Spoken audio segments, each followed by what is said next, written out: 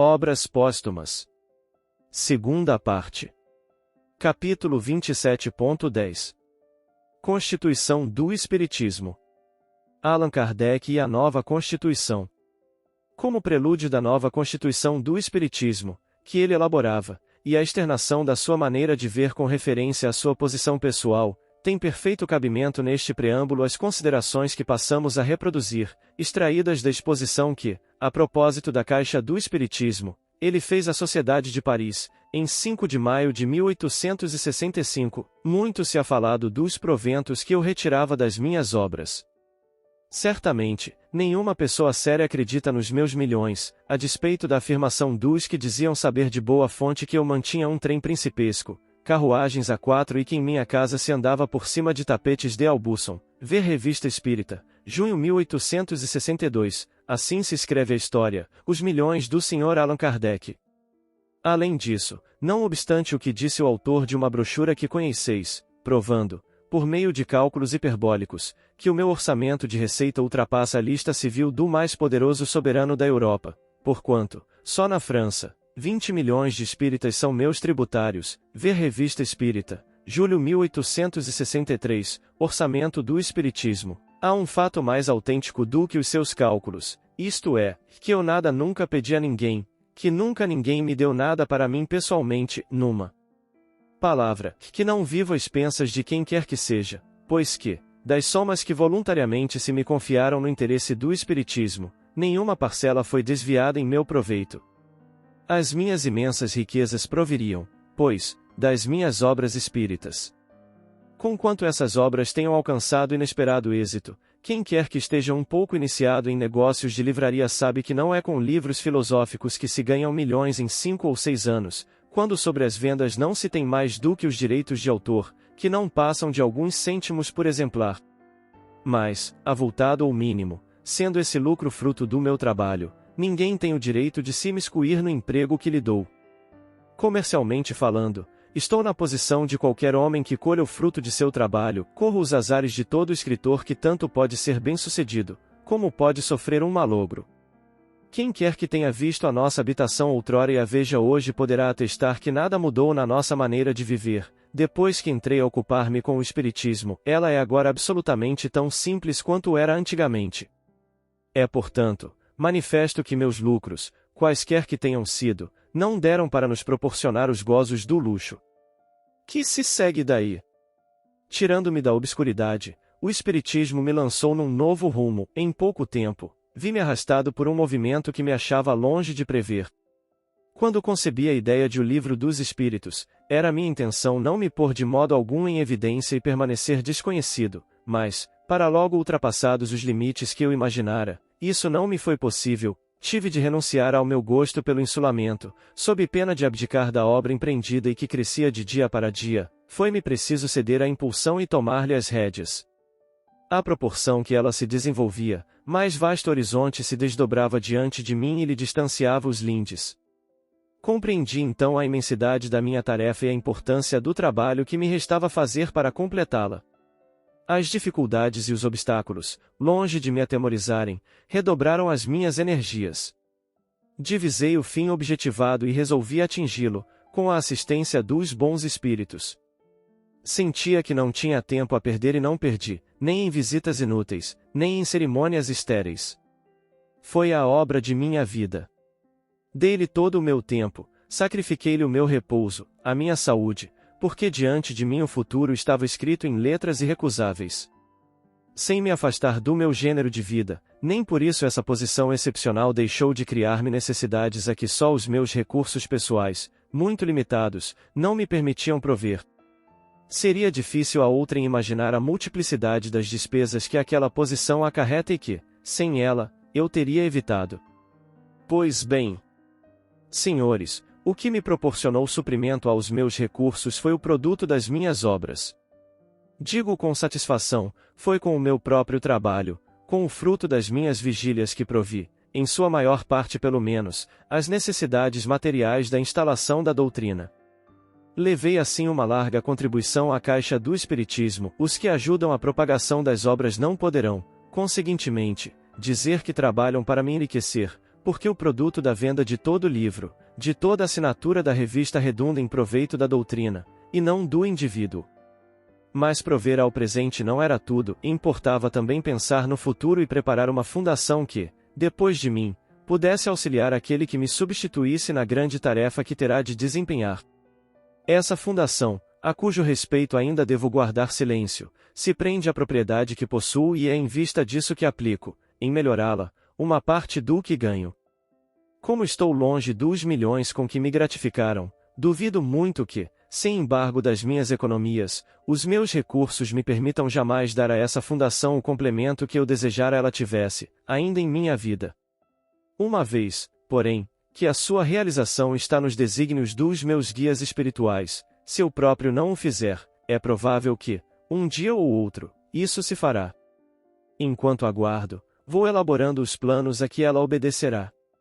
Longe de mim, senhores, a ideia de mim vai descer, ainda que de leve, com o que acabo de expor-vos. Foi necessária a pertinácia de certas diatribes, para que eu me decidisse, embora a contragosto, a quebrar o silêncio acerca de alguns fatos que me concernem.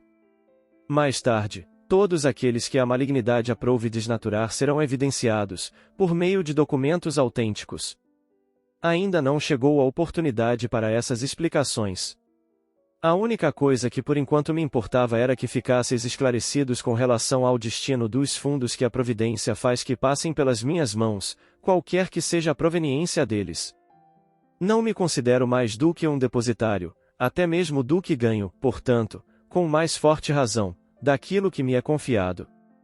Perguntou-me alguém certo dia, sem curiosidade, bem entendido, por mero interesse pela coisa em si, o que eu faria de 1 milhão de francos, se o tivesse. Respondi-lhe que, presentemente, o emprego dessa soma teria de ser totalmente diverso do que houvera sido no princípio. Outrora, eu com ela teria feito a propaganda, mediante larga publicidade, agora, reconheço que isso seria inútil, pois que os nossos adversários se encarregaram de custeá-la. Não me pondo então à disposição grandes recursos, os espíritos quiseram provar que o espiritismo devia seus triunfos à sua própria força. Hoje, ampliado como está o horizonte quando, sobretudo, o futuro se desdobrou, são de ordem muito diferente as necessidades que se fazem sentir. Um capital, como figurado, teria emprego mais útil.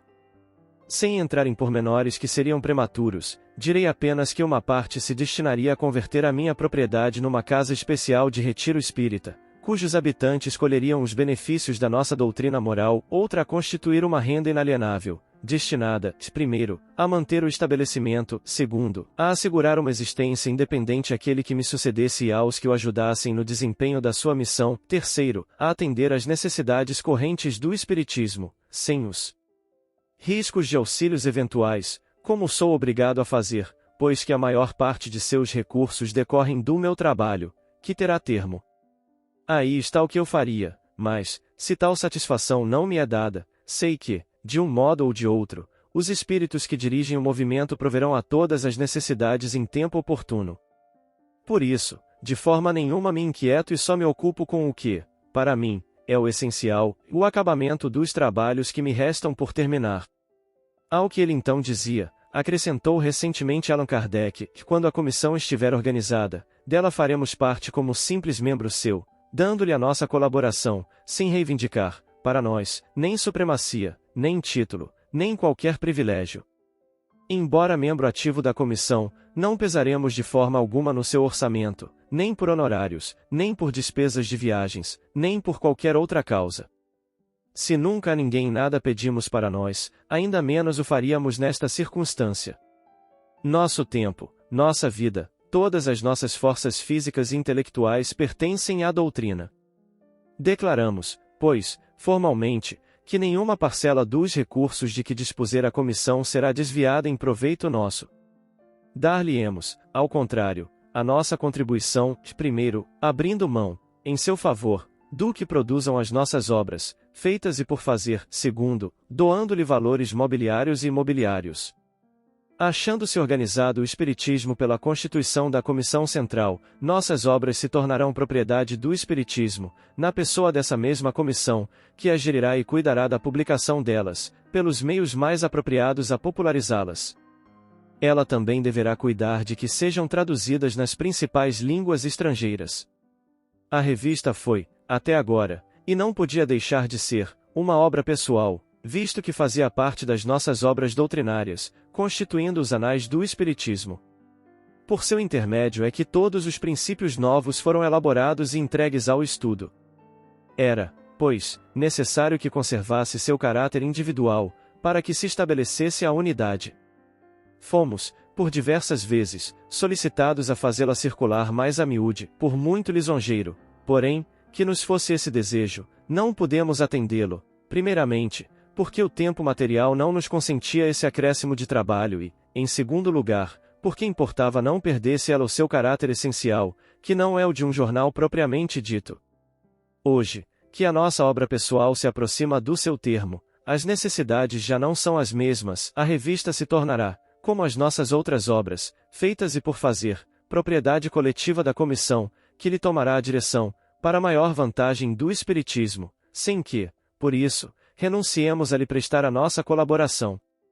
Para completar a obra doutrinária, falta-nos publicar vários trabalhos, que não formam a parte menos difícil, nem menos penosa. Conquanto já disponhamos de todos os elementos para os executar e o programa de cada um esteja traçado até o último capítulo, poderíamos dispensar-lhes mais acurada atenção e ativá-los, se, por instituída a Comissão Central, estivéssemos livres de outros cuidados que nos absorvem grande parte do tempo. O primeiro período do Espiritismo foi consagrado ao estudo dos princípios e das leis, que em seu conjunto tinham de constituir a doutrina, numa palavra, e a preparar os materiais, ao mesmo tempo que a vulgarização da ideia. Foi o do plantio da semente que, semelhante à da parábola do Evangelho, não frutificaria igualmente por toda parte. A criança cresceu, tornou-se adulto e chegado é o momento em que, amparado por adeptos sinceros e devotados, tem que avançar para o objetivo que lhe está posto, sem ser obstado pelos retardatários. Mas como fazer essa seleção? Quem ousaria assumir a responsabilidade de um julgamento a incidir sobre as consciências individuais? O melhor seria que a seleção se fizesse por si mesma e o meio era bem simples, bastava desfraldar um estandarte e dizer, sigam-nos que o adotem. Tomando a iniciativa da Constituição do Espiritismo, usamos de um direito comum, o que todo homem tem de completar, como entender, a obra que haja começado e de ser juiz da oportunidade. Desde o instante em que cada um é livre de aderir ou não a essa obra, ninguém se pode queixar de sofrer uma pressão arbitrária. Criamos a palavra Espiritismo, para atender às necessidades da causa, temos, pois, o direito de lhe determinar as aplicações e de definir as qualidades e as crenças do verdadeiro espírita, ver Revista Espírita, abril de 1866. Depois de tudo o que fica dito, facilmente se compreenderá quão impossível e prematuro fora estabelecer essa Constituição logo no princípio. Se a doutrina espírita se houvera formado em conjunto, como toda concepção pessoal, teria sido completada desde o primeiro dia e, então, nada mais simples do que constituí-la. No entanto, tendo ela surgido gradualmente, em consequência de aquisições sucessivas, a sua constituição teria congregado todos os amantes de novidades, em breve, porém, estaria abandonado pelos que não lhe aceitassem todas as consequências. Entretanto, alguns porventura dirão, não estais assim provocando uma cisão entre os adeptos? Abrindo dois campos, não enfraqueceis a falange? Nem todos os que se dizem espíritas pensam do mesmo modo sobre todos os pontos, a divisão existe, de fato, e é muito mais prejudicial, porque pode acontecer que não se saiba se, num espírita, está um aliado ou um antagonista. O que faz a força é a universalidade, ora, uma união franca não poderia existir entre pessoas interessadas, moral ou materialmente, em não seguir o mesmo caminho e que não objetivam o mesmo fim. 10 homens unidos por um pensamento comum são mais fortes do que 100 que não se entendam. Em tal caso, a miscelânea de vistas divergentes tira a força de coesão entre os que desejariam andar juntos, exatamente como um líquido que, infiltrando-se num corpo, ergue obstáculo à agregação das moléculas desse corpo. Se a Constituição tem por efeito diminuir momentaneamente o número aparente dos espíritas, terá, por outro lado, como consequência, dar mais força aos que caminharem de comum acordo para a realização do grande objetivo humanitário que o Espiritismo há de alcançar. Eles se conhecerão e se estenderão mutuamente as mãos, de um extremo a outro do mundo. terá, além disso, por efeito opor barreiras às ambições que, se se impusessem, tentariam desviá-lo em proveito próprio. Tudo está calculado, visando esse resultado, pela supressão de toda autocracia ou supremacia pessoal.